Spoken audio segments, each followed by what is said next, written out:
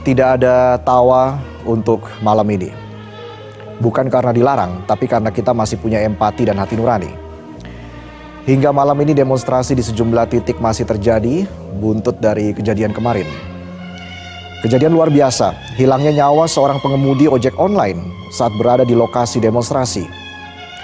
Namanya Afan Kurniawan. Tidak banyak orang mengenalnya sebelum Kamis malam 28 Agustus kemarin. Afan adalah seorang pengemudi ojek online, rakyat kecil yang menghabiskan hidupnya di jalan, berpacu dengan waktu, menembus panas dan hujan Jakarta hanya demi keluarganya bisa makan. Namun malam itu tubuhnya terkapar di aspal, hidupnya berakhir tragis di bawah roda kendaraan taktis.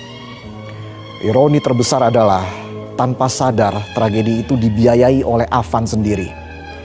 Gaji petugas, mobil rantis, semua berasal dari pajak yang dipungut dari keringat rakyat, termasuk pajak bensin dan potongan kecil dari setiap transaksi sehari-hari yang dilakukan Afan.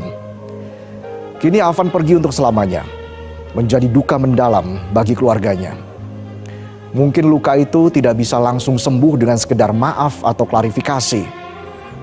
Merespon tragedi itu, Kapolri, Presiden, dan Ketua DPR semua mengucapkan maaf sedalam-dalamnya. Presiden Prabowo Subianto mengatakan juga menjamin kehidupan keluarga Afan dan menegaskan pemerintah akan memberi perhatian khusus kepada keluarga Afan. Prabowo juga mengucapkan bela sungkawa yang sedalam-dalamnya atas peristiwa itu. Ia mengaku sangat prihatin, sedih, dan sangat kecewa dengan insiden tersebut. Bahkan Presiden baru saja mengunjungi rumah almarhum Afan. Presiden juga memerintahkan agar insiden semalam diusut secara tuntas dan transparan, serta tindak petugas yang menyalahi aturan dengan hukuman sekeras-kerasnya. Polri langsung menelusuri 7 petugas yang menabrak Afan. Divisi Propam Polri melakukan penempatan khusus selama 20 hari ke depan, mulai hari ini hingga 17 September 2025. Sementara itu Ketua DPR RI Puan Maharani juga turut melayangkan duka cita dan keprihatinan atas meninggalnya Afan. Puan juga menyampaikan permintaan maaf terbuka menyikapi demonstrasi selama beberapa hari terakhir imbas protes jumlah tunjangan gaji anggota parlemen yang kian fantastis. Melalui video, Puan mengakui bahwa para pejabat DPR RI masih belum sempurna menjalankan tugas sebagai wakil rakyat.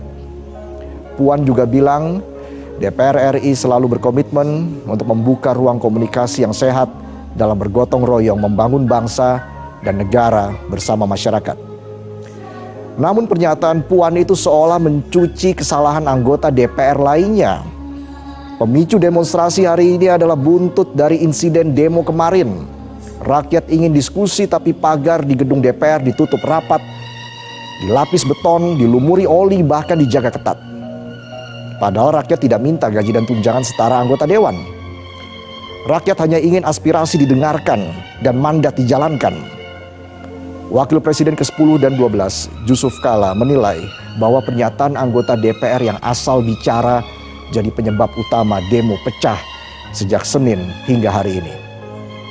Ia meminta anggota dewan sebagai wakil rakyat untuk tidak berbicara sembarangan ketika menanggapi kritik dan meresahkan masyarakat akibat sejumlah kebijakan. Tidak butuh hilang 1000 nyawa. Dengan hilangnya 1 nyawa, alarm demokrasi akan berdering di banyak lokasi.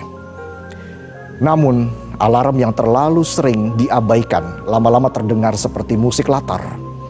Sama halnya dengan turunnya kepercayaan rakyat yang diakibatkan komunikasi dan kelakuan para wakilnya yang menyebabkan komplikasi serius terhadap jalannya demokrasi bangsa ini.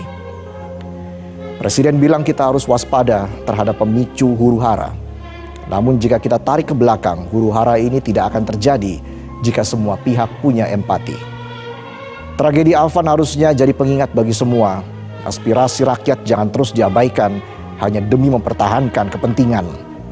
Komplikasinya nggak main-main.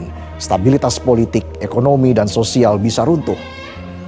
Waspada narasi palsu di tengah kegaduhan politik, mengaburkan fokus, mengalihkan perhatian, dan memecah bangsa.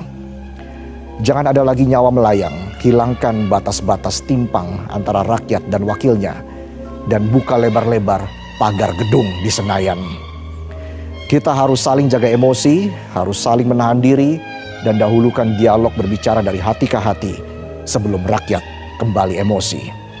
Jangan sampai antisipasi datang terlambat dan kekacauan sudah keburu merambat.